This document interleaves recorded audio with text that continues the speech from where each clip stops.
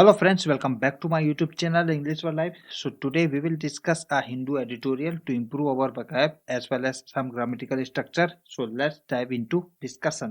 तो एडिटोरियल की हेडलाइन है ट्रूस अंडर फायर। ट्रूस का मतलब होता है युद्ध विराम। अंडर फायर, ये अंडर फायर एक फिगरेटिव वर्ड है, ये कोलोकेशन है। अंडर फायर के अलग अलग मतलब होते हैं। यहाँ पे अंडर फायर का मतलब होता है खतरे में होना। ये कंटेक्स्ट पे डिपेंड करता है कि अंडर फायर कहाँ पे यूज किया जा रहा है। अब ट्रूस की बात कर रहा है तो ट्रूस में तो यहाँ पे खतरे में ही होना होता है। एक अंडर फायर का मतलब होता है आलोचना करना, पर यहाँ पे आलोचना का तो सेंस नहीं बैठ रहा है। यहाँ पे ट्रूस का क्या हो सकता है, अंडर फायर मतलब खतरे में होना। तो ये खतरे में है ट्रूस यानी कि युद्ध विराम। कहाँ का युद्ध विराम? इजराइल और गाजा का। तो उसी के बारे में बात होगी, चलिए पढ़ते हैं। सब हेडिंग है ऑल साइड्स। ऑल साइड्स का मतलब जितने भी स्टेक होल्डर हैं, जितने भी हितधारक हैं इस ट्रूस के, यानी कि इजराइल और जो यूक्रेन के गाजा के बीच हो रहा है ना, उसकी बात हो रही है। तो गाजा और इजराइल के बीच जो युद्ध विराम ट्रूस है, उसमें बहुत सारे पक्ष हैं, जैसे कि अमेरिका भी है, अरेबियन कंट्रीज हैं। तो ये सब जितने भी हैं इन सब की बात हो रहा है कि ऑल साइड्स, सभी जो साइड है, सभी पक्ष हैं, मस्ट इंश्योर। इंश्योर का मतलब होता है सुनिश्चित करें। मस्ट मॉडल वर्ब का यूज करके बता रहा है एक कड़ी सलाह को। कड़ी सलाह को बताने के लिए मस्ट का यूज करते हैं। कुछ सेंस जाएगा ऐसा कि करना चाहिए का सेंस जाता है। तो सभी साइड्स को, सभी पक्षों को करना चाहिए। क्या करना चाहिए? जरूर करना चाहिए। इंश्योर सुनिश्चित करना चाहिए दैट कि the war in Gaza ends permanently. यह सुनिश्चित करना चाहिए कि जो वार हो गाजा में, यानी कि गाजा पट्टी में, वो समाप्त हो जाए परमानेंटली, तुरंत। और परमानेंटली का मतलब होता है हमेशा के लिए। As the first phase of the Israel Hamas cease fire. Cease fire का मतलब भी होता है युद्ध विराम। एस का यहाँ पे मतलब है जैसे ही। जैसे ही पहला चरण, फेज का मतलब होता है चरण। जैसे ही पहला चरण, किस चीज का पहला चरण की बात हो रहा है? इजराइल हमास के सीज फायर का, यानी कि युद्ध विराम का, कम्स टू एन एंड। ये एक्सप्रेशन का मतलब होता है समाप्त हो जाना। तो जैसे ही पहला चरण, किस चीज का पहला चरण? इजराइल और हमास के युद्ध विराम का पहला चरण कम्स टू एन एंड, यानी कि समाप्त हुआ ऑन सैटरडे। ऑन प्रीपोजिशन का यूज करके बता रहा है सैटरडे को। तो वीक के एक डे को बताने के लिए ऑन प्रीपोजिशन का यूज किया गया है। तो एवरी डे, जैसे कि पूरे सातों दिन, on Monday, on Tuesday, on Wednesday, सातों दिन ऑन प्रीपोजिशन का यूज करके ही बताए जाते हैं।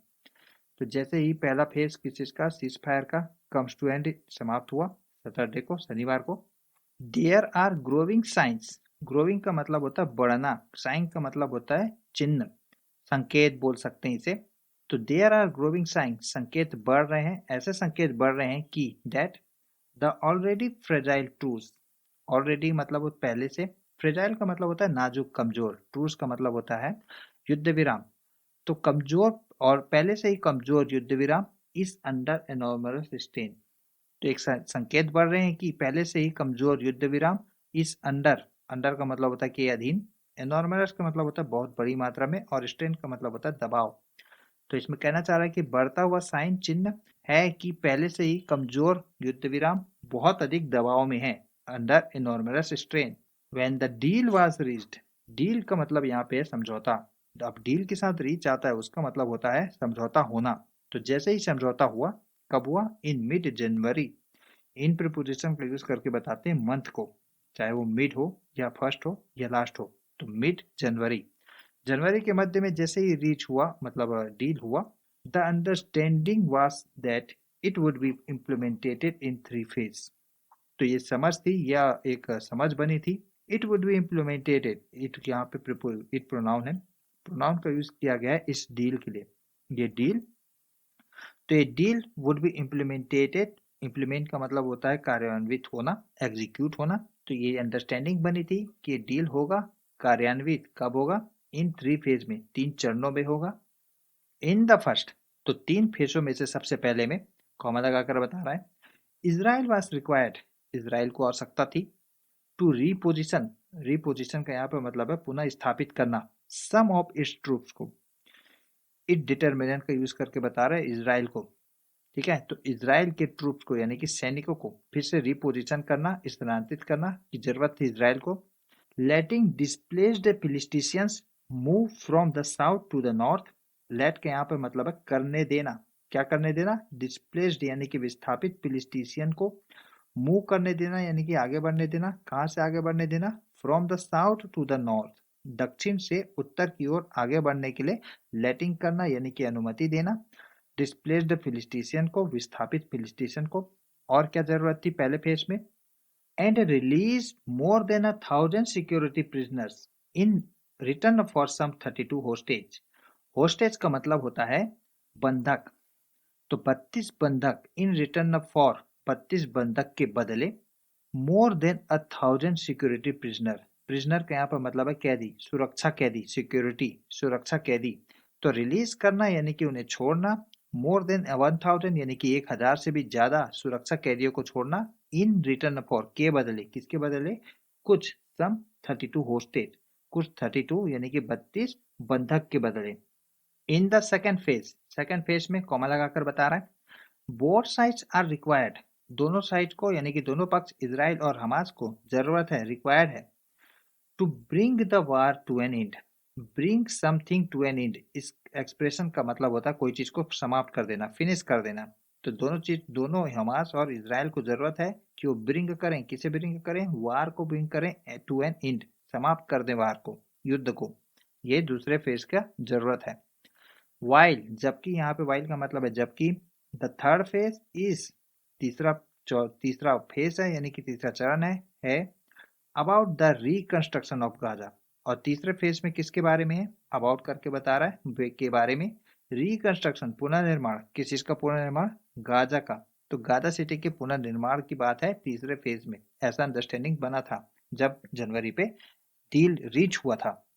इन द फर्स्ट 42 डेज, पहले 42 दिनों में, कॉमा करके बता रहा है, बोथ साइड स्टिक टू का ये सेकंड फॉर्म है, स्टिक टू का मतलब होता है किसी चीज को फॉलो करना, पालन करना। तो ये पास्ट इंडेफिनिट में सेंटेंस है। तो दोनों पक्ष यानी कि इजराइल और हमास स्टक टू थे यानी कि फॉलो कर रहे थे, क्या फॉलो कर रहे थे, देयर कमिटमेंट को। कमिटमेंट का मतलब होता है वादा को, प्रॉमिस को। तो दोनों स्टिक टू थे यानी कि फॉलो कर रहे थे, निभा रहे थे कमिटमेंट को, वादे को। डिस्पाइट चैलेंजेस, चैलेंजेस का मतलब होता है चुनौतियां, डिस्पाइट का मतलब होता है के बावजूद, चुनौतियों के बावजूद भी वो अपने कमिटमेंट पे अड़े थे या अपने कमिटमेंट को फॉलो कर रहे थे, वादे को फॉलो कर रहे थे, उस पर अडिग थे दोनों पक्ष पहले 42 दिनों में। और यहाँ पे डैश दे के बता रहा कमिटमेंट को, हमास रिलीज्ड 38 होस्टेज, होस्टेज का मतलब होता है बंधक। तो हमास ने रिलीज किया यानी कि बरी कर दिया 38 होस्टेज को, 38 होस्टेज को यानी कि बंधकों को। एंड इजराइल फ्रीड, इजराइल ने फ्री किया, स्वतंत्र किया हंड्रेड्स ऑफ प्रिजनर्स को। तो सैकड़ों की संख्या में प्रिजनर्स यानी कि कैदियों को हमास ने छोड़ा, इजराइल ने छोड़ा है, और हमास ने होस्टेज बंधकों को छोड़ा है। Task for the second phase, task के यहाँ पे मतलब है बातचीत।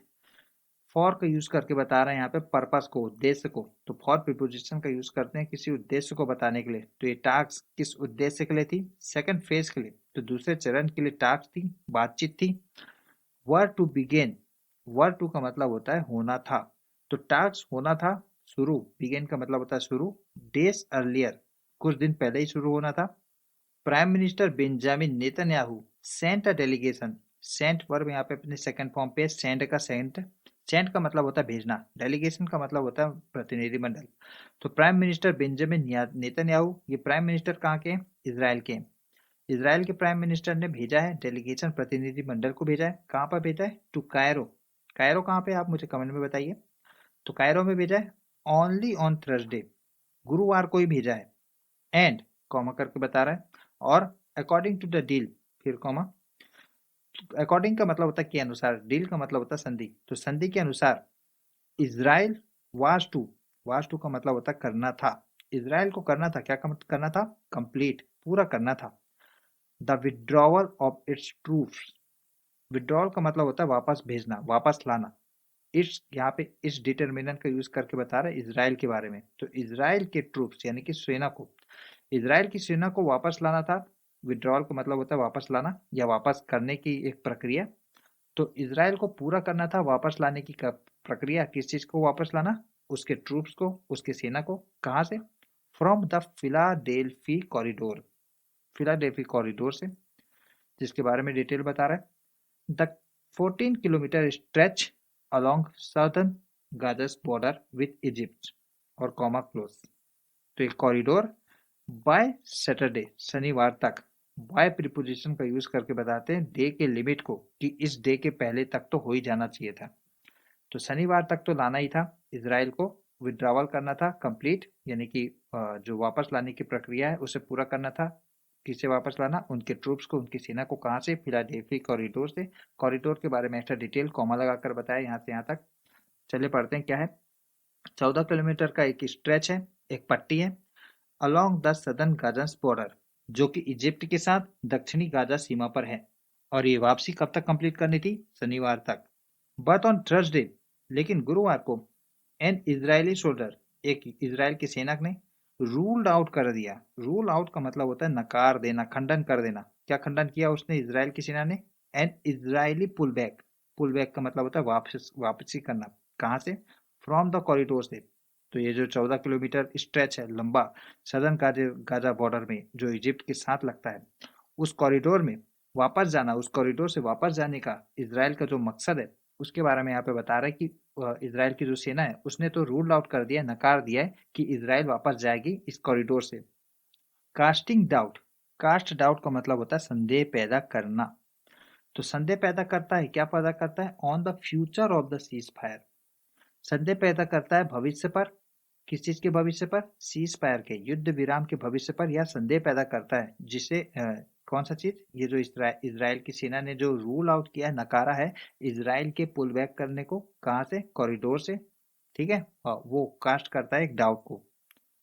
तो फ्रेंड्स, यहाँ पे हमने एडिटोरियल के एक पैराग्राफ की रीडिंग की। कैसा लगा आपको हमारा रीडिंग? कमेंट सेक्शन में बताइए। वीडियो पसंद आए तो वीडियो को लाइक करके शेयर जरूर कर दीजिए। मिलते हैं आपसे अनदर वीडियो में, तब तक के लिए बाय, जय हिंद।